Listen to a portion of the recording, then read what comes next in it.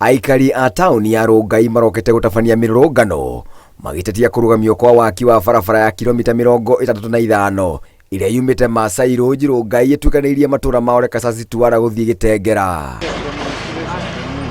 Gũkinyĩria rĩu no kilomita 25 ciĩkĩrĩtwo rami, mũingĩ ũkiuga ndũrĩ na mwĩhoko na rũhonge rwa kũramata barabara rwa Kera thutha wao kweheria matinga waki ũtarĩkĩte.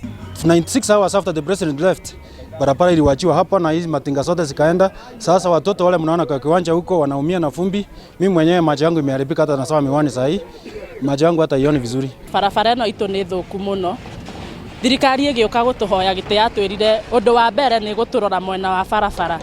Okay, ciana barabara ĩno itũ nĩ irateceka mũno. Warora ciana cia Ole Kasasi primary, warora secondary, warora ciana ta iria ci harĩa nĩ irateceka mũno. Matereba na atwarithia a nduthi arĩa mahũthagĩra barabara ĩno maugĩte matũragia ngari na nduthi ciao gereji thutha wa gũthũkio nĩ marima maingĩ barabara-inĩ ĩno. Sasa hii barabara inatusumbua sana, vumbi mingi, mitaro, barabara bigibigi huwezi endesha siku 3 kama hujaenda Ngalanji.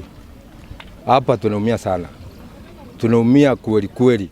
Napata ukienda mbio gari inakata spring, so barabara iko na changamoto mingi pia. Na watoto unapata mtoto akifika nyumbani sababu ya ile vumbi. Kwa mfano ukipitana na lori hapa utapata umeachwa na vumbi mingi sana kwa gari. Kitu inatusumbua ni barabara na vumbi.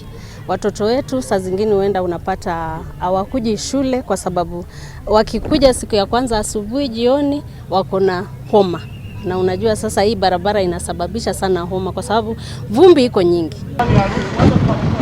Mĩrũrũngano ĩthararĩtio nĩ maabitha a borithi. Komanda wa borithi wa gĩcigo gĩkĩ Hussein Gura akiuga matirahetwo marũa ma kũmetĩkĩria gũtabania mĩrũrũngano. Ngĩribotera Inooro TV, njĩtagwo Ngũnjiri wa Wanjohi.